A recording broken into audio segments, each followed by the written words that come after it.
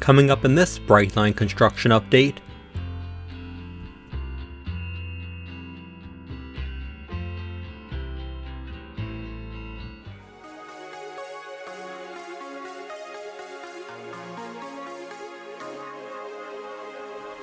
With a lot of progress in the past month, I figured it was worth doing a mini update on Cocoa Junction.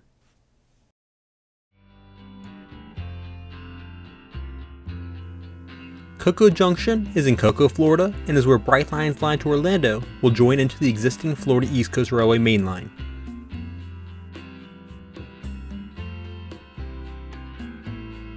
We'll start with a quick look a little north of the junction, near Cidco Road. Flying north, you can see the new second track laid on the right with ballast laid on it. It still needs some tamping done, but it is close to being complete. Work in this area is part of the Frontenac Improvement Project. For more info on it, check out the video above.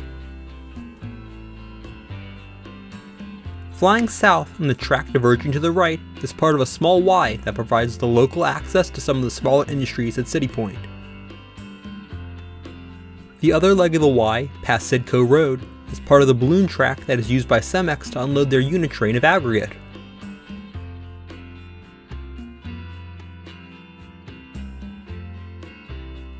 Now past Cidco Road, and a short siding was recently removed to make way for the second main line.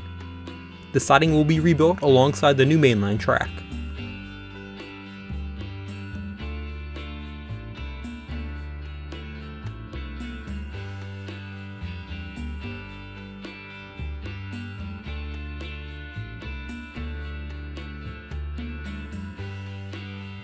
They are still working to remove the siding here on the south end.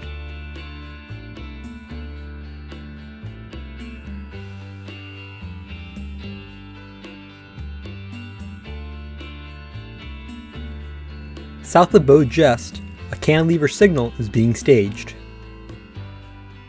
The junction is in the distance. Here's what that cantilever signal looks like from the ground. It will be used as part of the reconfigured CP City Point.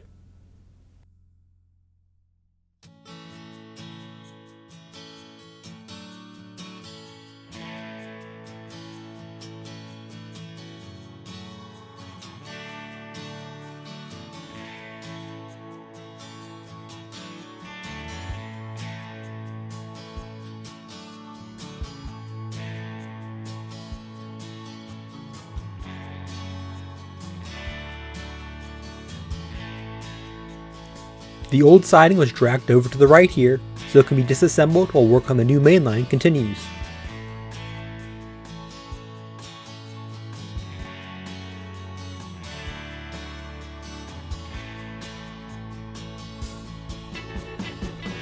We'll now head a little farther south to the area between State Road 528 and Michigan Avenue.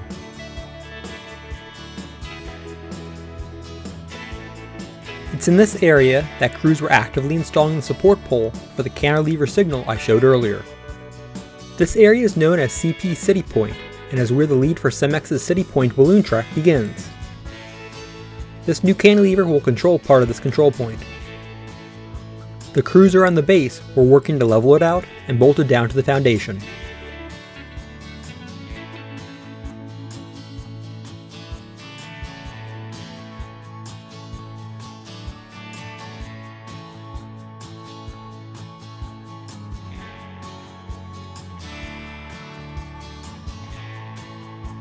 Heading farther south, and ties have started being laid for the Orlando line here on the right.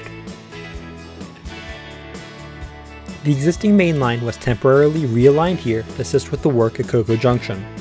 Once the rest of the new main line is finished north of here, the track will be adjusted to the new permanent alignment. Ties for the second Orlando track are laid out closer to the Michigan Avenue crossing. Here's a quick look at the junction. We'll take a closer look at it shortly.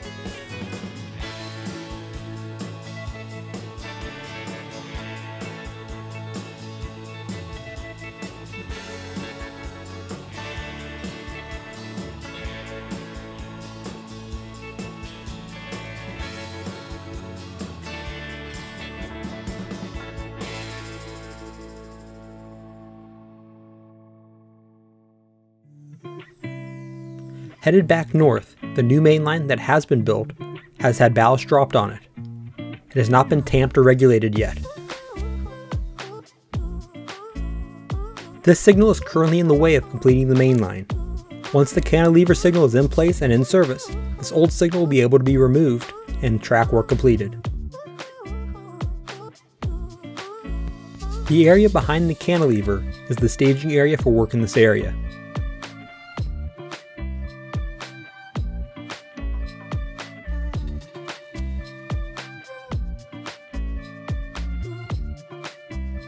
We'll now finish up at the junction itself.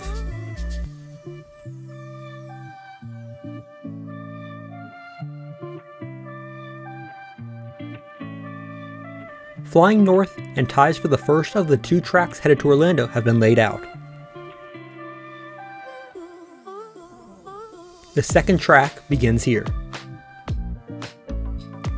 The 2 tracks on the right are the main line to Jacksonville, and the 2 on the left will be the line to Orlando.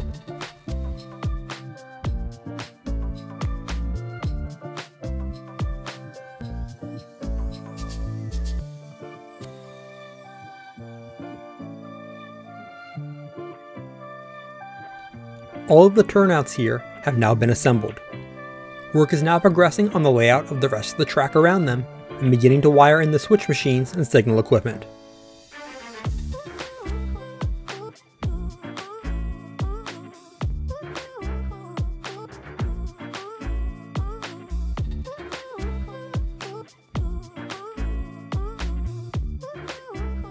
In this area is the standard crossover, like every other crossover location being built.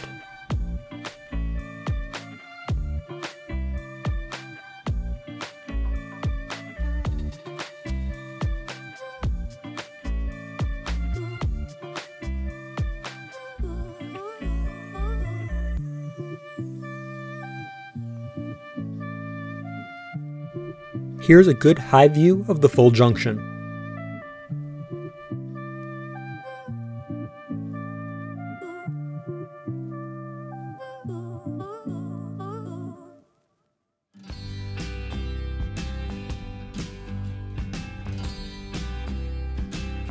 The first track to Orlando breaks off here. This is followed by a single crossover, and then the second track to Orlando breaks off. The single crossover means 2 trains can be entering and exiting the Orlando line simultaneously without one having to stop and wait.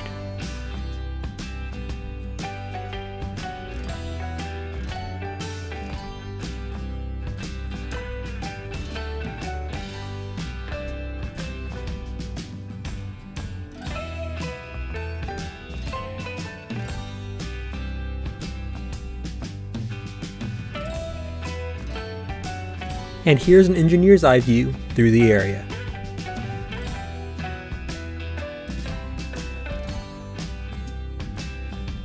The yellow bars in the crossover allowed the turnouts to be built separately so rail service can continue during construction. The bars physically link the 2 turnouts that make up the crossover.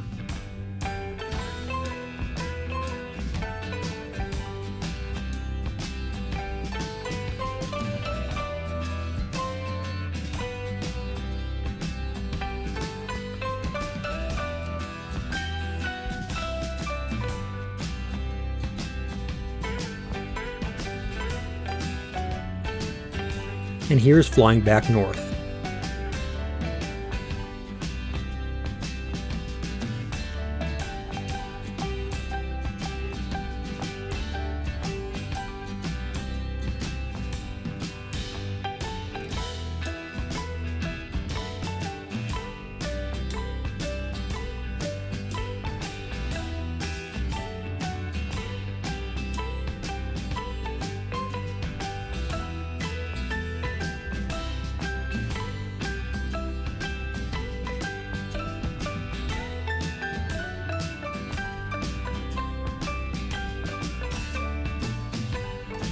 Thanks for watching. Be sure to hit the like button and subscribe. Also check out my social media pages.